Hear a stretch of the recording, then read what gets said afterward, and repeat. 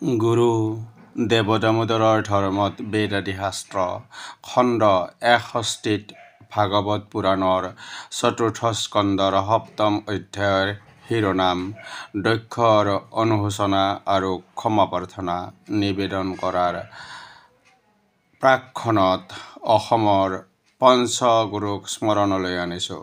লগতে প্ৰকৃত ঈশ্বৰ ভক্ত সেৱক সেৱা জনাইছোঁ। শিৱক নিন্দা কৰি দক্ষৰ চিত্ত কলুষিত হৈছিল। ফলত কলুষিত হৃদয়ৰ কৰ্মচিন্তাৰ ফলত সংঘটিত হোৱা তয়াময়া ৰণৰ সন্দৰ্ভত যোৱা খণ্ডত আলোচনা কৰা হৈছে। আনকি দক্ষৰ ডিঙি ছেদন হ'ল, ব্ৰহ্মাৰ সতে দেৱগণ কৈলাশলৈ গ'ল আৰু মহাদেৱৰ কৃপা দৃষ্টিত দক্ষৰ হৃদয় নিৰ্মল আৰু পবিত্ৰ হ'ল। তেওঁ মহাদেৱক স্তুপ কৰিব ইচ্ছুক হ'ল। তেতিয়াই তেওঁৰ মৃত কন্যা সতী তেওঁৰ মানস পটত উদ্ভাসিত হ'ল। উৎকণ্ঠা আৰু অনুতাপত তেওঁৰ কণ্ঠ ৰুদ্ধ হৈ উঠিল। প্ৰেমবশতঃ তেওঁৰ চিত্ত আকুল হয়। তাৰ ফলত তেওঁ মহাদেৱৰ স্তুপ কৰিব অসমৰ্থ হ'ল। বহু সময়ৰ পিছত অতি কষ্টেৰে নিজকে স্বস্থ কৰি কপটহীন চিত্তেৰে মহাদেৱক স্তুপ কৰিব ধৰিলে। দক্ষই কৈ থাকে, হে ভগৱান, আপোনাক তিৰস্কাৰ কৰা স্বত্বেও আপুনি আমাৰ প্ৰতি দণ্ড বিধান কৰি মহৎ অনুগ্ৰহ প্ৰকাশ কৰিছে। আপুনি আৰু ভগৱান বিষ্ণুৱেতো অধাৰ্মিক ব্ৰাহ্মণক উপেক্ষা নকৰে। আমি যজ্ঞ প্ৰভৃতি ব্ৰত দীক্ষিত। আপুনি আমাৰ দৰে ব্যক্তিসকলক কিদৰে অৱজ্ঞা কৰিব? হে প্ৰভু পৰমেশ্বৰ, আপুনি নিজ তত্ত্ব ৰক্ষাৰ্থে ব্ৰহ্মৰূপত বিদ্যা, তপস্যা আৰু ব্ৰত সম্পন্ন ব্ৰাহ্মণসকলৰ মুখমণ্ডলৰ পৰা সৃষ্টি কৰিছে। যেনেকৈ পশুপালকসকলে দণ্ড হাতত লৈ পশুবিলাক ৰক্ষা কৰে, আপুনিও তেনেকৈ সকলো বিপদত ব্ৰাহ্মণসকলক ৰক্ষা কৰে।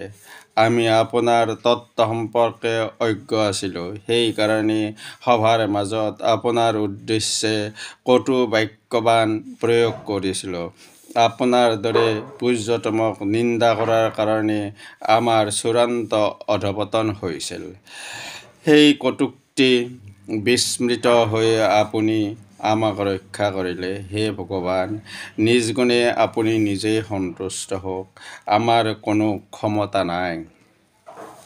মৈত্ৰীয়ে ক'লে, প্ৰজাপতি দক্ষই এইদৰে কৰ্মবৰ্ষী ভগৱানৰ ক্ষমা উৎপাদন কৰিলে। তাৰ পিছত ব্ৰহ্মাৰ আদেশত উপাধ্যায় আৰু তাত্ত্বিকসকলৰ সাহায্যত যজ্ঞৰ পুনৰ প্ৰৱৰ্তন কৰিলে। শ্ৰেষ্ঠ ব্ৰাহ্মণগণে যজ্ঞ বিস্তাৰ কৰিলে। ৰুদ্ৰই পাৰ্ষদসকলৰ প্ৰমথ, মহাদেৱৰ অনুচৰ নন্দী, ভৃঙ্গী প্ৰভৃতিৰ সঙ্গত সংসৰ্গজনিত দোষ মুক্তিৰ উদ্দেশ্যত বিষ্ণু সম্বন্ধীয় ত্ৰিপালক হবিৰ দ্বাৰা হোম কৰিলে। হে বিদুৰ, যজমান দক্ষই যজ্ঞ বেদজ্ঞ পুৰোহিতৰ সতে যজ্ঞৰ হবি গ্ৰহণ কৰি শুদ্ধি বুদ্ধি সহযোগত ধ্যানমগ্ন হ'ল। তেতিয়া ভগৱান নাৰায়ণ সেই ঠাইত আৱিৰ্ভূত হ'ল। তেওঁ দশদিশ উজ্জ্বলকাৰী। তেওঁ স্বীয় তেজেৰে ব্ৰহ্মা আদি দেৱগণৰ তেজ বিনষ্ট কৰি গৰুড়ৰ স্কন্ধত সেই ঠাইত আৱিৰ্ভূত হ'ল।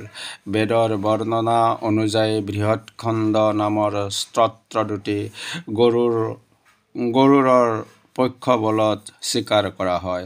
হৰিৰ এই মূৰ্তিত গাৰ্তবৰ্ণ শ্যামলা কটিত হিৰণ্যতুল্য কিঙ্কিণী, মস্তকত স্থিত কিৰীটী সূৰ্যৰ দৰে অতি উজ্জ্বল কুণ্ডল, মুখমণ্ডল ভ্ৰমৰৰ সদৃশ কৃষ্ণবৰ্ণ, কেশ কপালত পৰিব্যাপ্ত, বাহুত কেওৰ প্ৰভৃতি স্বৰ্ণ অলংকাৰ সুশোভিত, ধাতুবিলাকত শংখ, চক্ৰ, গদা, পদ্ম, হৰ, বাণ, মৰ্গ আৰু চৰ্ম শোভিত, তেওঁৰ বক্ষদেশত বিৰাজিত লক্ষ্মী দেৱী, ডিঙিত বনমালা, প্ৰশস্ত হাস্য প্ৰসন্ন দৃষ্টিত তেওঁ বিশ্বক অৱলোকন কৰিছিল। উভয় স্পৰ্শত ভ্ৰাম্যমান বেজন আৰু চামৰৰ সদৃ ৰাজহংস শোভিত আছিল। মস্তকৰ ওপৰত পূৰ্ণচন্দ্ৰ বিৰাজিত আছিল। সমগ্ৰ ৰূপত তেওঁ অতিশয় সুন্দৰ শোভা বিস্তাৰ কৰিছিল। শ্ৰীহৰিক দৰ্শন কৰা মাত্ৰে ব্ৰহ্মা, ইন্দ্ৰ, মহাদেৱ প্ৰমুখ দেৱগণৰ প্ৰভা স্তিমিত, ভয়ত চিত্ত ক্ষুব্ধ হ'লেও মাথাত হাত তুলি কৰজোৰে তেওঁৰ স্তৱ কৰিছিল। এই কথা সত্য যে ব্ৰহ্মা আদি দেৱগণৰ পক্ষে ভগৱানৰ মহিমা অনুধাৱন কৰা সম্ভৱ নহয়। তথাপি তেওঁলোকে নিজেই নিজ বুদ্ধি অনুযায়ী ভক্তসকলৰ প্ৰতি অনুগ্ৰহ কৰাৰ নিমিত্তে শ্ৰীহৰিৰ প্ৰকাশিত মূৰ্তিৰ উদ্দেশ্যে স্তৱ কৰিব ধৰিলে। প্ৰথমে দক্ষই উত্তম পাত্ৰত আসন প্ৰভৃতি পূজাৰ উপকৰণ গ্ৰহণ কৰি কৰজোৰে হৃষ্টচিত্তে তেওঁ স্তৱ কৰে। তেতিয়া ভগৱান বিষ্ণু সুনন্দ আদি অনুচৰসকলৰ দ্বাৰা পৰিবৃত আছিল।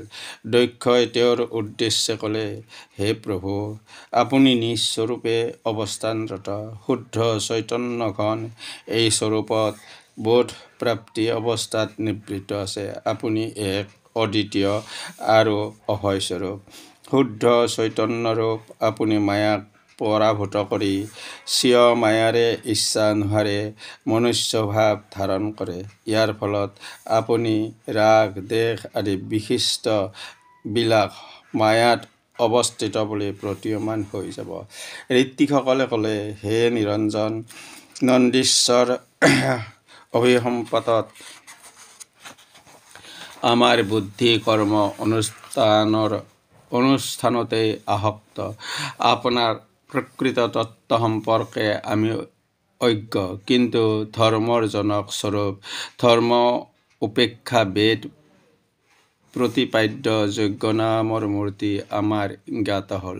যি যজ্ঞ সিদ্ধিৰ নিমিত্তে আপুনি ইন্দ্ৰ আদি অধিদেৱতা ৰূপ বিশেষ ভাৱত আশ্ৰয় কৰিছে।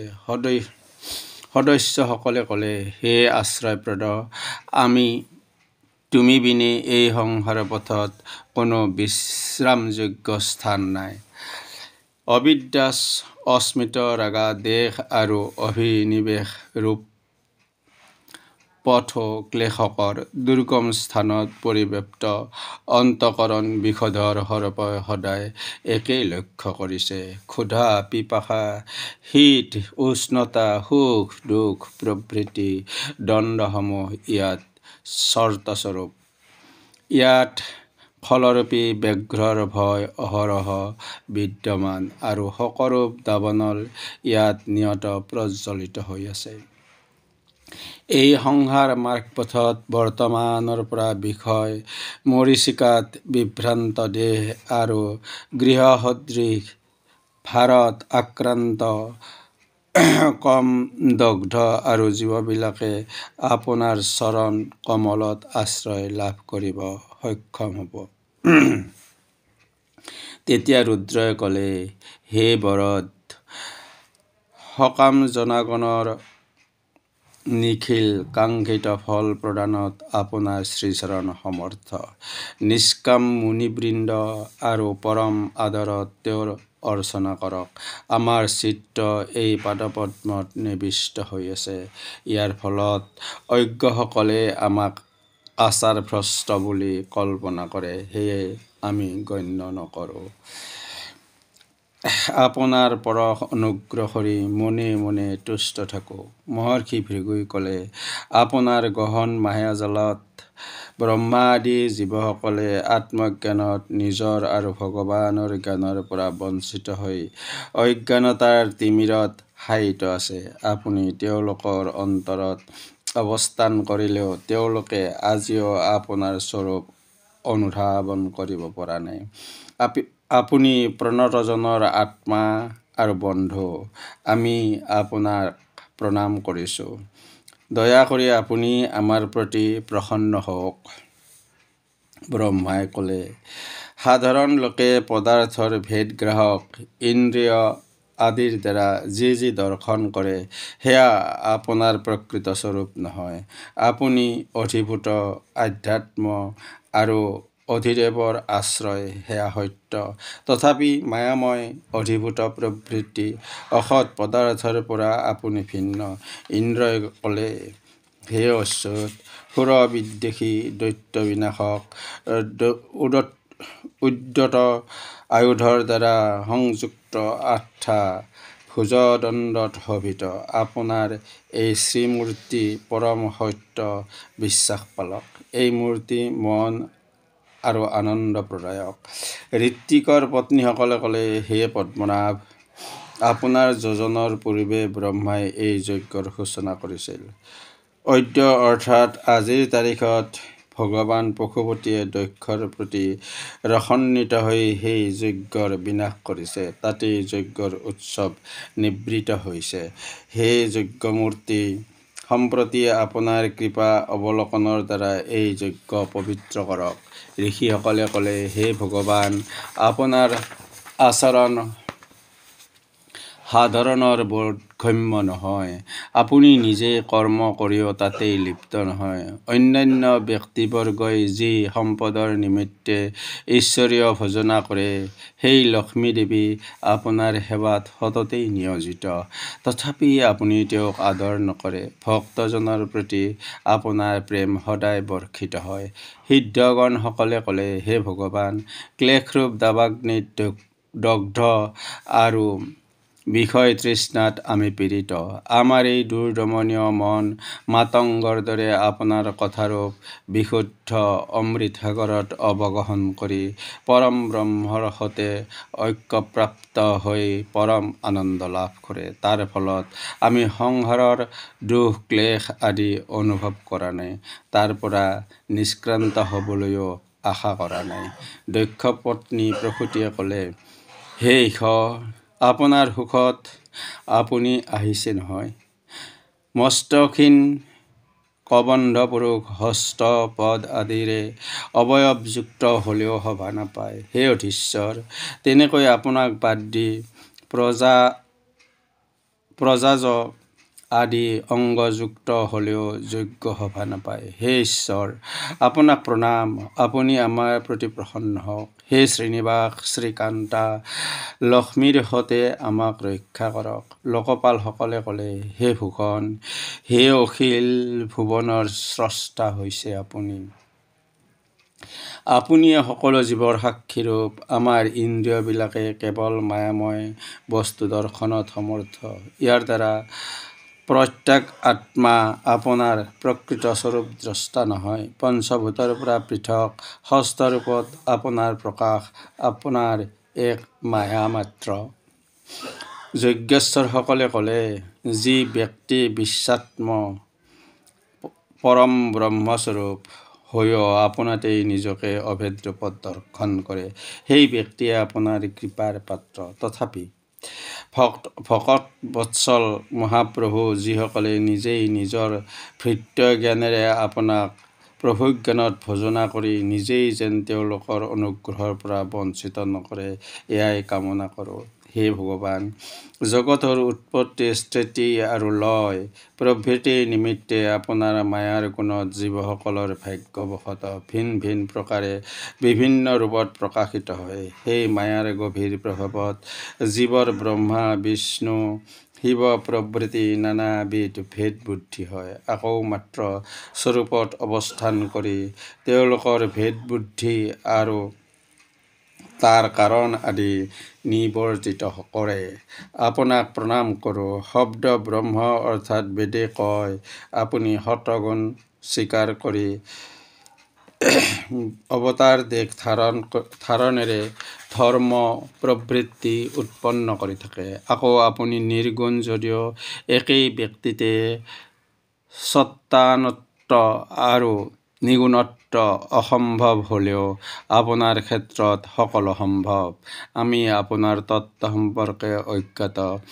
ব্ৰহ্মা আদি দেৱতা সবেও এই সম্পৰ্কে অজ্ঞ। অগ্নিদেৱে ক'লে, তোমাৰ তেজেৰে আমাৰ তেজ সুস্থ ৰূপত প্ৰদীপ্ত হৈ থাকে। তোমাৰ প্ৰশান্ত মৃত্যুক্ত হবি দেৱগণৰ উদ্দেশ্যে আমি বহন কৰি থাকোঁ। যজ্ঞপালক যজ্ঞমূৰ্তি তুমি, তোমাক নমস্কাৰ। অগ্নিহোত্ৰ, পূৰ্ণমাস, চতুৰ্মাস্য, দৰ্শ আৰু পশু হোম, এই পঞ্চবিধ যজ্ঞ তোমাৰ স্বৰূপ। এই 5 প্ৰকাৰ যজ্ঞ মন্ত্ৰত তুমিয়ে সম্যক ৰূপত পূজিত হৈ থকা। দেৱগণে ক'লে, প্ৰলয় কালত আপুনি কাৰ্যবিলাক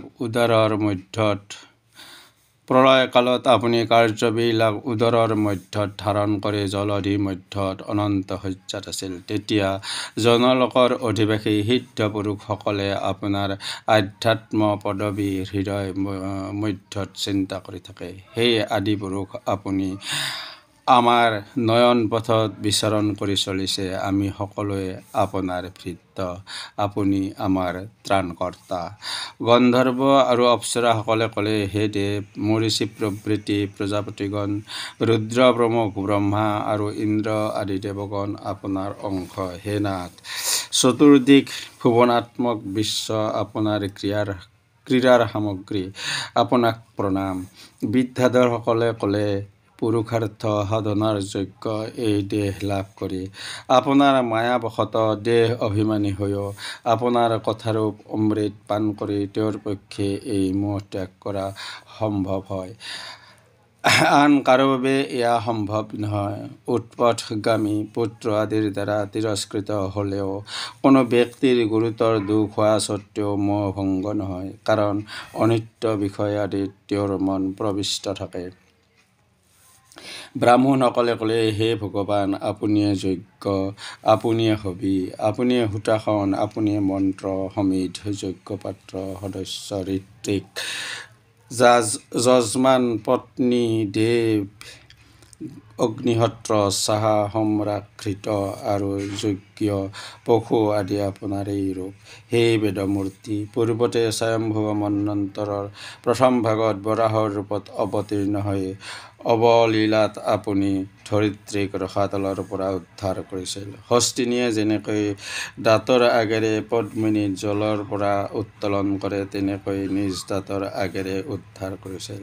আপোনাৰ এই কাৰ্য প্ৰত্যক্ষ কৰি যোগী পুৰুষসকলে আনন্দিত মনে স্তুতি কৰিছিল। মঞ্চই যজ্ঞই আপোনাৰ কৰ্ম। হে যজ্ঞেশ্বৰ, আমাৰ যজ্ঞ কাৰ্য নষ্ট হৈ যোৱাত আপোনাৰ দৰ্শন লাভৰ নিমিত্তে উন্মুখ হৈছিলোঁ। আমাৰ প্ৰতি প্ৰসন্ন হওক, আমাৰ যজ্ঞ কাৰ্য উদ্ধাৰ কৰি দিয়ক। আপোনাৰ নাম কীৰ্তন কৰিলে যজ্ঞ বিঘ্নকাৰী সকলো বিষয়ৰ পৰা বিনাশ হয়। আপোনাৰ চৰণত আমি প্ৰণিপাত কৰিছোঁ। মৈত্ৰেয়ে ক'লে, হে বিদুৰ, এইদৰে ভগৱান নাৰায়ণৰ গুণ কীৰ্তন কৰিয়েই থাকিল। প্ৰজাপতি দক্ষই ৰুদ্ৰৰ ৰসত বিনষ্ট যজ্ঞ পুনৰ প্ৰৱৰ্তন কৰিলে। হে অনঘ, ভগৱান বিষ্ণু সকলোৰে আত্মাস্বৰূপ। তেওঁ সততে আত্মা আনন্দত তৃপ্ত হ'লেও এই যজ্ঞত তেওঁৰ নিজ অংশ দিকপাল পুৰোহিতক গ্ৰহণ কৰি অতি আনন্দিত হ'ল। তেওঁ মহা আনন্দত দক্ষক সম্বোধন কৰি ক'লে, আমি জগতৰ পৰম কাৰণ, আমিয়ে আত্মা, ঈশ্বৰ আৰু সকলো জীৱৰ সাক্ষী স্বৰূপ। আমি স্বপ্ৰকাশ আৰু উপাধিশূন্য। সেয়ে আমিয়ে শংকৰ, আমাৰ মাজত কেতিয়াও ভেদ দৰ্শন নাই। হে দ্বিজ, আমিয়েই ত্ৰিগুণময় মায়াৰ প্ৰভাৱত এই বিশ্বৰ সৃষ্টি, স্থিতি আৰু প্ৰলয়ৰ কাৰণস্বৰূপ। আমি অদ্বিতীয় শুদ্ধ পৰম ব্ৰহ্মস্বৰূপ। সাধাৰণ জীৱ মাত্ৰেই তথা অজ্ঞ ব্যক্তিয়ে আঘাতত ব্ৰহ্মা ৰুদ্ৰক বিভিন্ন বুলি ভাবে। সাধাৰণ লোকে যেনেকৈ মস্তক, হস্ত প্ৰভৃতি নিজ নিজ অংগ প্ৰত্যংগ কেতিয়াও ভিন্ন বুলি নাভাবে, তেনেকৈ আমাৰ প্ৰকৃত ভক্তজনেও চৰাচৰাত্মক কোনো প্ৰাণীকে আমাক তুলনা কৰি ভিন্ন জ্ঞান নকৰে। আমি তিনিজনৰ স্বৰূপ একে আৰু অভিন্ন। আমি সকলো জীৱৰে আত্মা। যি ব্যক্তিয়ে আমি তিনিজনৰ মাজত ভেদ দৰ্শন নকৰোঁ, সেই পৰম শান্তি লাভ কৰে। যিজনে আমি তিনিজনৰ মাজত ভেদ দৰ্শন নকৰে তেওঁ পৰম শান্তি লাভ কৰে। মৈত্ৰীয়ে ক'লে, বিদুৰ, ভগৱান বিষ্ণুৰ উপদেশ শ্ৰৱণ কৰি প্ৰজাপতি দক্ষই বিশেষ যজ্ঞ সহযোগত ভগৱান বিষ্ণুৰ উপাসনা কৰিলে। তাৰ পিছত তেওঁ অংগ আৰু প্ৰধান যজ্ঞৰ মাধ্যমত আন আন দেৱভাৱক অৰ্চনা কৰিলে। পিছত সমাহিত চিত্তেৰে শিৱৰ প্ৰতি ভেদবুদ্ধি শূন্য হৈ ৰুদ্ৰৰ অংশ তেওঁক সমৰ্পণ কৰি পূজা কৰিলে। যজ্ঞ সমাপ্তি ক্ৰিয়াৰ দ্বাৰা হোম পাই আৰু অন্য দেৱতাসকলৰ পূজা কৰিলে। সকলো কৰ্ম সমাধা হোৱাত দক্ষই ঋত্বিকসকলৰ সংগত শুভ স্নান কৰিলে। দক্ষৰ নিজ মাহাত্ম্যৰ দ্বাৰা সিদ্ধি লাভ হ'লেও দেৱগণে তেওঁক ধৰ্ম উপদেশ প্ৰদান কৰি স্বৰ্গযাত্ৰা কৰিলে। হে বিদুৰ, আমি এইদৰে জানো যে দাক্ষায়ণী সতী এই ভাৱত পূৰ্বে কলেবৰ ত্যাগ কৰি হিমালয় পত্নী মেনকাৰ গৰ্ভত পাৰ্বতী ৰূপত জন্মগ্ৰহণ কৰে। প্ৰলয়কালীন সুপ্ত শক্তি পুনৰবাৰ ঈশ্বৰকে লাভ কৰে। তেনেকৈ অম্বিকাই পুনৰাই প্ৰিয়তম শিৱকে পতি ৰূপত লাভ কৰিছিল। অনন্য স্বভাৱা ব্যক্তিবৰ্গৰ একমাত্ৰ গতি হ'ল ভগৱান ভৱ।